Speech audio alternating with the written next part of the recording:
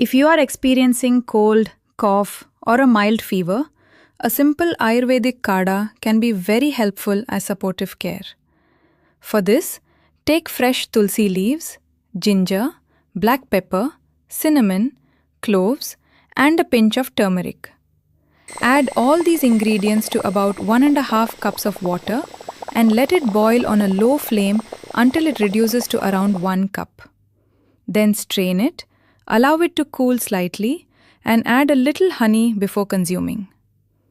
This kada helps in clearing mucus, soothing the throat, and supporting your immunity.